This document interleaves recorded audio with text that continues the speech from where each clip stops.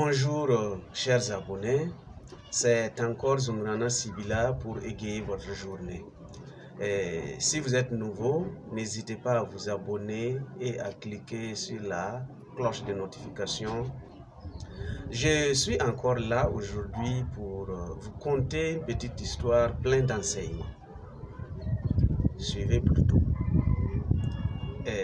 Sambo était un homme à l'allure altière, à la posture imposante et à l'éthique insoupçonnable et insoupçonnée.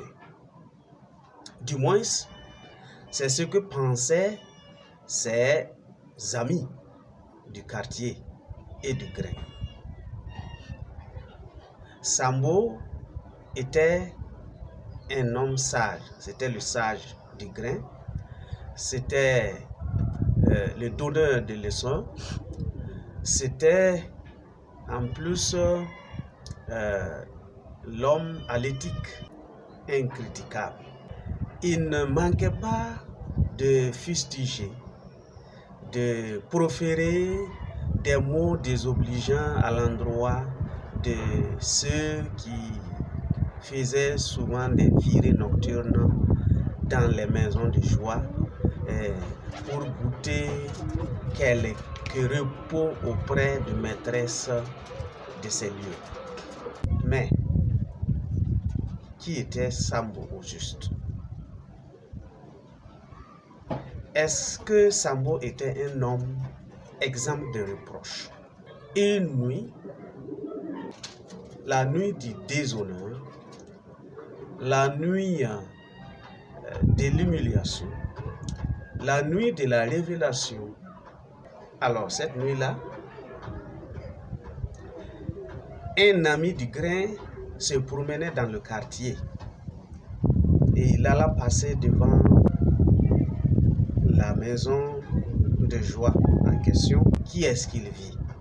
Il vit de loin une silhouette sortir de cette maison. Qui était-ce? La silhouette, vu la démarche et la forme, il n'y avait pas de doute. C'était Sambo.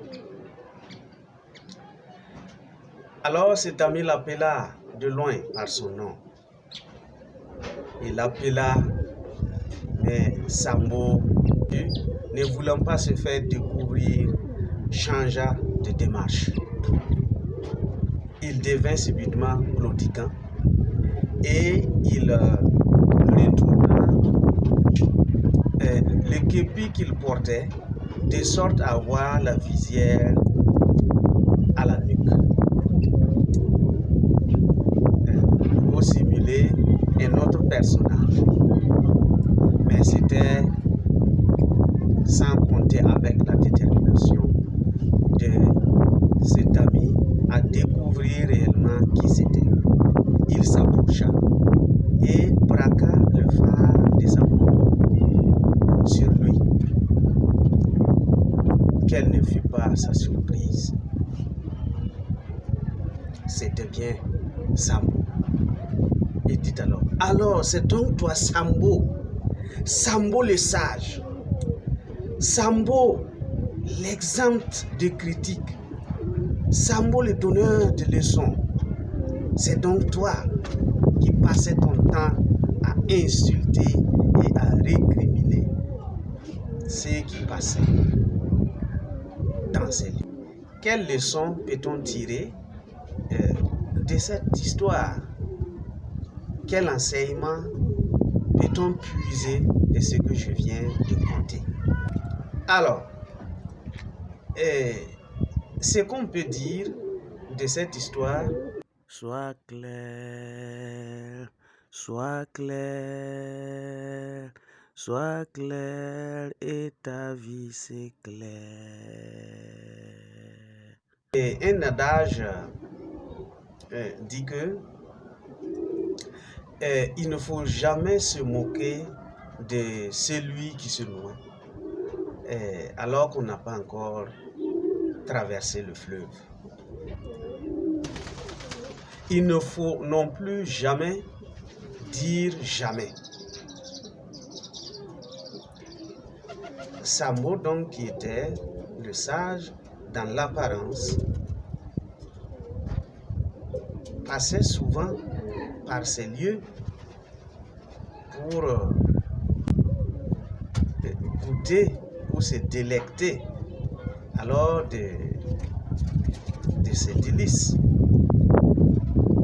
pour assouvir en tout cas ses envies.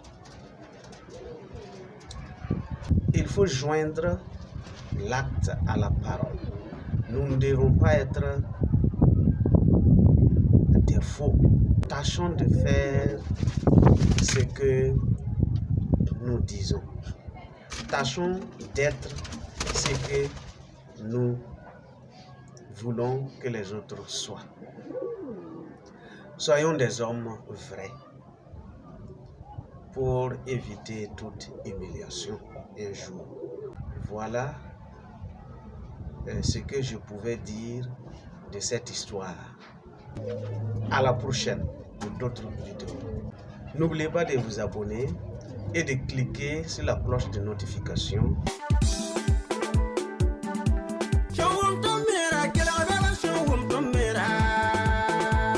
Vision Immobilier. Vision Immobilier